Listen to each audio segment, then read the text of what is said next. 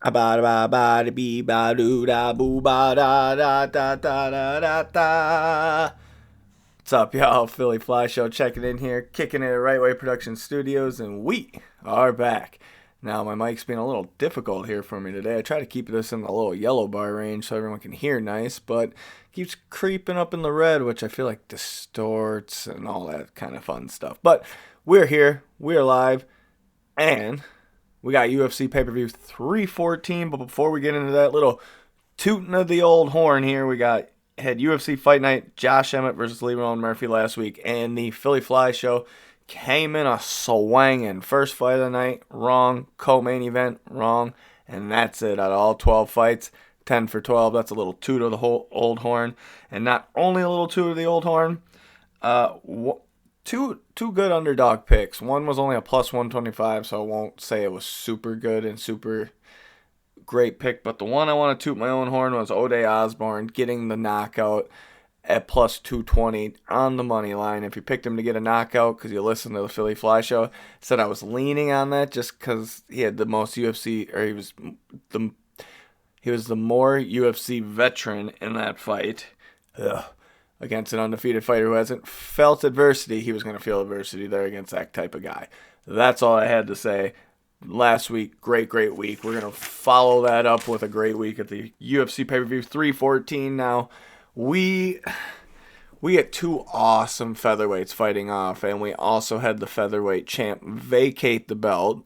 So it's not like they're winning a belt over somebody who's super great like Ilya Topuria.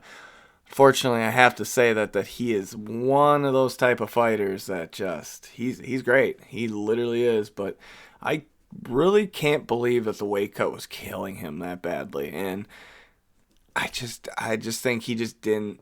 I don't think he liked weight cutting to that point. I think he's always wanted to move to 155, but he saw his chance to get a title, went and got it, and he made a lot of money doing the Max Holloway fight. It's reported that dude made $2.4 million in just that fight, which I don't see, but hey, I'm not here to judge nor there, but we're here for UFC pay-per-view 314, Alexander Volkanoski versus Diego Lopes. The featherweight title is on the line. We got 13 fights. You know what? Screw it, y'all. Let's jump into it. Let's have a little quick podcast this week. Not only will you get the podcast this week, you also get the little Twitter thing that I've been doing where I tweet my picks about probably do it about noon tomorrow, 11 o'clock noon, in between there. Even in between 10 and noon on Saturdays before the fights, you'll see the picks, just because I want people to listen to the podcast. And like and subscribe and share that with your homies. We'll start here with matchup number 13 is a bantamweight female fight between Nora Cornell and Haley Crowan. Now, both these girls have about the same record. Both these girls are about the same level of prospect in my mind. The only differences here is I think Cornwall's got a little bit more power behind those punches.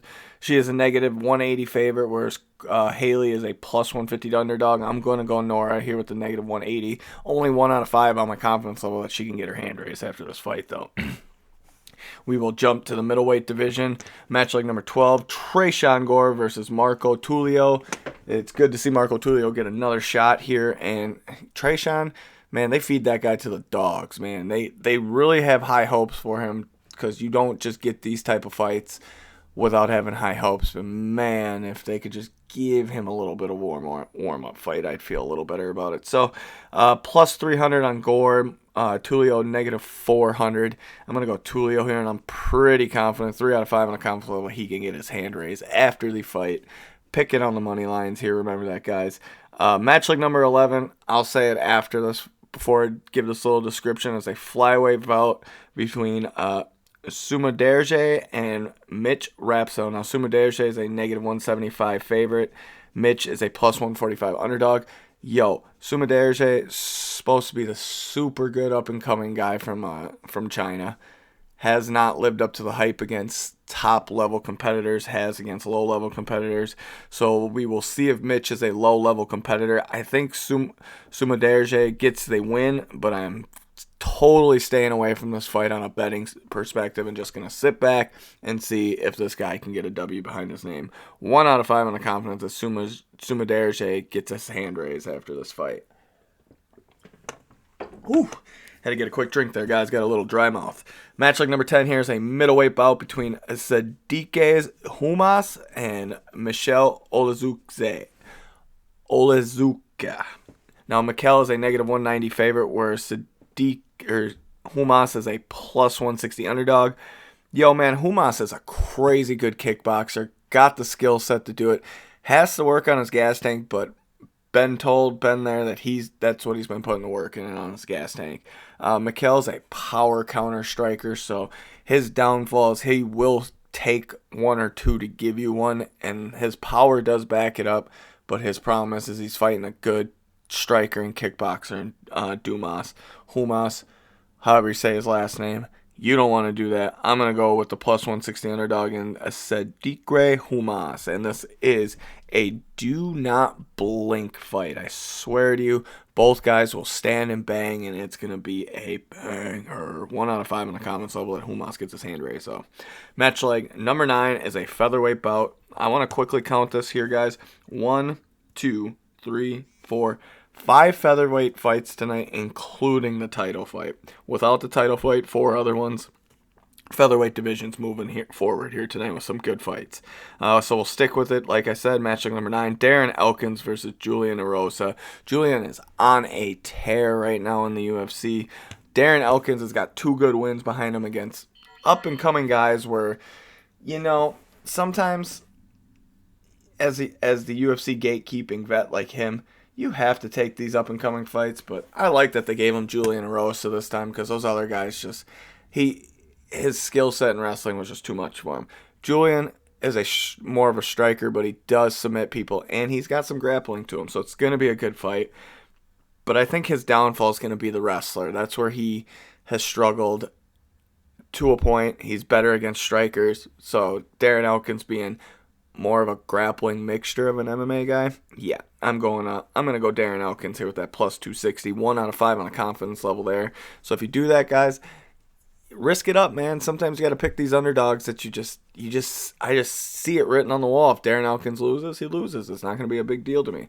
I'm not the type of person who gets upset when I keep losing because dude, betting, if you're a parlay bettor like me, I'm strictly almost a parlay bettor. I do singles on certain things, but I like to search for very good odds on my singles. Whereas if I'm taking favorites where I think the favorites are just going to win, I'm probably going to parlay it 90% of the time there.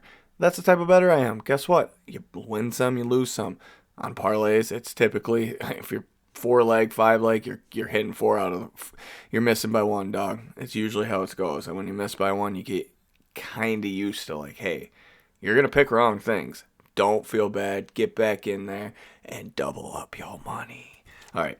Got on a tangent there. All right, match like number 8 is a lightweight bout between Jim Flippin' Miller and Chase Hooper. Chase Hooper, negative 950 favorite. Jim Miller, plus 550. You want to risk a 25er on Jim Miller or 100 or whatever you want to do, you can flip and do it. I'm not doing it. I'm staying the hell away from that type of bet. Okay? Jim Miller is he's one of those MMA just brutes.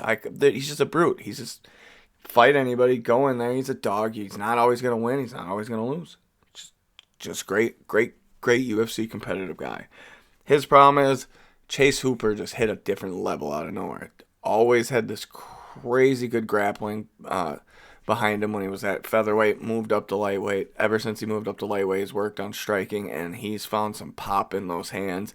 And he's been knocking dudes out or knocking them down and submitting them. So I'm going to go Chase Hooper here. I'm pretty confident. I just think Jim Miller's days are beyond him now. Yes, he got a win in his last fight, but he ain't getting a win here on Saturday against Chase Hooper. 3 out of 5 on the confidence level. Chase finishes him on Saturday. Wow, I said finish. Gets his hand raised for sure. Finish. I'm not going to go 100% and say finish. That's just what I'm leaning on to get better odds. Match link number 7, strawweight female fight between Janan and Verna Jimbroda. Before I say anything going forward in this fight, just a little to the UFC, man. What a great card. Each one of these fights has something behind it where it's just exciting. Even the first fight of the night, if you don't know the girls and you don't pay that much attention, you might not be as excited as I am. But this whole card from top to bottom, fire. Just a great. This definitely could be the best card of the year, easily. Okay, back to it. Jan Janan, Verna Jimbrota. Verna is a negative 150 favorite. Jan is a plus 125 underdog. Verna's problem is she cannot take strikes. She gives major reactions when she gets hit right in the head, and it just seems like she can go to sleep a little easier than most people. You can call that glass jaw, you can call it whatever. She hasn't been put to sleep, but she gets really bad reactions from people. Jan Janan has fought for the title. She's a great striker. She's even shown that her grappling defense is above average. So for her to be able to fight someone then with Verna Jimbrota's grappling skill set, it's going to be a bad night for Verna. I'm going Jan Janan here, and I'm pretty sure she's going to put her out and put her lights out. So 3 out of 5 on the confidence level that Jan gets her hand raised after the fight. Featured prelim bout is Dan 50K Ige versus Sean Woodson. Sean Woodson is a negative 185 favorite, whereas Dan 50K Ige is plus 155. Again, we're in the featherweight division here. It's good to see this moving forward. 50K Ige, though, gotta get a win, man. He don't get a win on Saturday. It's time to move to lightweight. It's time to do something different, because I love the guy, but I don't want to keep seeing him lose, man. Just do not. Sean Woodson, that guy has fought just each top prospect. Any person they throw in front of him is technically his weakness, they say, and then he comes out on top and either finishes the guy or just puts on a show. It's hard to dog the guy. He's technically one of the biggest in the featherweight division. He might be the biggest, but at 6'2" versus a 5'7" Ige, we're gonna see like David Goliath type thing. Ige's gonna have to get in the inside to put anything on him. He's gonna have to get inside. He's gonna have to take a shot, and taking a shot from Sean is not easy. So I'm gonna go Sean Woodson here, 1 out of 5 on the confidence level, because 50K Ige's hands are just as deadly as Sean's, but Sean's just got that length that's gonna be there for him. Where if he keeps it at range, it's gonna be a bad night for 50K Ige. We jump to the main card here. Great podcast going through here so far. Great energy. Just loving it, guys. Can't wait to do this again, or finish this and do this again next week.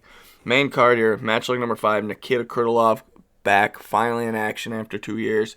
And Dominic Reyes has been, I wouldn't say, you can't really say a tear, but it's so good to see him get back and feel good about himself, because that guy went through it. Now, he has fought some good dudes. So is Krylov. Krylov's a negative 185 favorite. Dominic Reyes is a plus 155 underdog. Don't blink on this fight, guys, because both these guys can put each other's lights out really quick.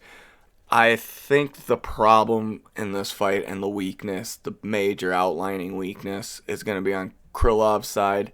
I think the ring rust is going to be a little too much for him. I'm going to pick the more active fighter in Dominic Reyes. I think Dom gets a big win here and a finish, because he's just been more active. His hands are going to be better, and Krylov's just going to have to get through that ring rust. And Krylov does, and the old Krylov shows up, it's going to be a banger fight. That's why I say don't blink. But Dominic Reyes has got those hands, and it's going to be a good night for him. 3 out of 5 on the confidence level. Dom gets his hand raised after the fight. Match like number 4 is a fight that everyone's been waiting for. It's a featherweight bout. Bryce Mitchell versus John Silva. The fighting nerds are back. John, though, has just kind of been on that cringe side, man. I love the guy. Literally love his skill set. Love his attitude and his energy. But this fight, particularly, he's on the cringe side, and he's got to relax a little bit. Bryce has handled it pretty good. I mean, a little bit of a crazy nut that he is. It's just what you expect. But he's handled it pretty well. Bryce Mitchell, plus 175 underdog. John Silva, negative 210 favorite. I picked John, but this is a fight I ain't betting, guys. I am not doing nothing here, because we haven't seen John get fully tested yet. Bryce has been knocked out, spattered around, name smeared, and had to deal with this guy all week. Man, don't poke the bear, because the bear can come out and choke you the flipping out, dude, man. What a fight. I can't wait for it. Picking John, not excited for it. Don't put it on a parlay. Match like number 3, featherweight bout. The last featherweight bout that is not a title bout, but it has good title implications here, I think. Not saying that either one of these guys gets a win here, automatically gets a title shot next, but what I'm saying is the featherweight division is wide open and people are coming back up in there to get another shot, like Yair Rodriguez. So Yair Rodriguez versus Patricio Pitbull, making his UFC debut, and Patricio Pitbull, but he's a vet. He's just an MMA vet.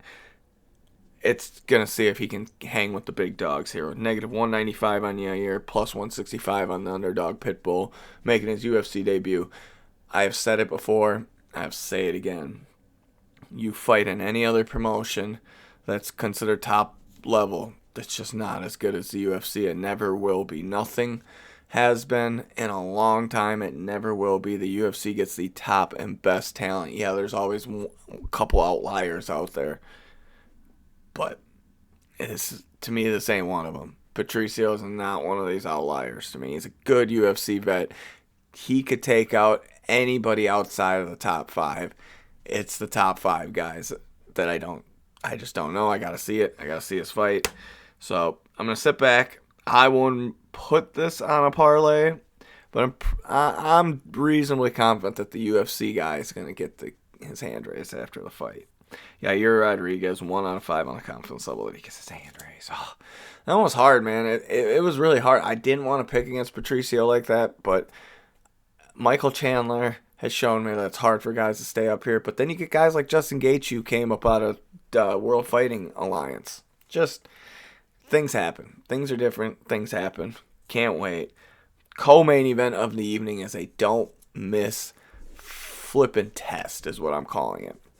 Michael Chandler, who I was just talking about, yes, he's like, 2-5 in his UFC record. He brings it every time. I love Mike, but Mike is facing a guy in Paddy the Baddy who is just, talk about prospect, talk about guy coming up, talk about lightweight potential champion, Paddy the Baddy. Paddy negative 150, Michael plus 125. Go whatever way you want on this. I'm just going to tell you this. Mike likes to wrestle people. You ain't wrestling Paddy. He'll put you to sleep, choking you the bleep out. You want to stand and bang with the guy? How you gonna? His chin has not been fully tested, but at the same time, like dudes that have hit him, he haven't gotten the reaction. He hasn't backed up really. Most 90% of his fights, he doesn't back up. How is Mike gonna back him up with just a left hook when he has all more variables to put Mike's lights on? It just doesn't add up to me. These odds are wrong. Paddy the Baddy should be a 3-1 dog. Easily. 3-1 dog. Most people would say that's inside information, that something big's going to happen on the Mike side. Nah, that's just the money. The money made it this way, and the money is wrong. And don't follow the money on this, baby, because Paddy the Baddy is going to get his hand raised. And he's going to finish Mike. He is going to finish Mike on Saturday. Right here, PhilyfliShow calling it. Yeah, baby, yeah. All right. Featherweight title fight. Here we are. Here's what we got to say. Alexander Volkanoski, negative 150. Diego Lopes, plus 125. Those have been some of the same odds almost all night, guys. So that's also how I know this is a great card. Volk looks immensely in great shape. Like, he went to the gym, and he doesn't look like the old man Volk on this one. Diego Lopes, my downfall was what happened with Yair in that whole screaming match at the press conference yesterday. I think he's not looking at Volk as a real threat, and that is scary because Volk is a threat even if his chin is starting to be on the glassy side. Diego, though, he's more of like, on a 5-round fight, I don't know how well he's going to do. So is the gas tank going to be there? Because I know the gas tank's there for Volk. I almost went the Volk side, but I picked Diego. I think Diego's going to get him out of there early. I even know how good Volk is, if Diego doesn't get him out of there in the first or second round, it's Volk winning the fight. If it ends in the first or second round, I don't see Volk putting Diego out. I see Diego putting him out. And that's what I'm picking, 1 out of 5 on the confidence level that Diego gets his hand raised after the fight. All right, y'all. PhilyfliShow is just going to check out here because Mike is making me mad that it's not staying in this correct spot that I usually do. And I changed a little bit of things up in my room, so it might be that I'm sitting a little too close to the mic. But couldn't really back up, couldn't really get it out. But I love this podcast. I love the vibe, and shout out to Right Way Productions for always making this happen. And I think you know what? Shout out to y'all for making me happen. Peace out, y'all.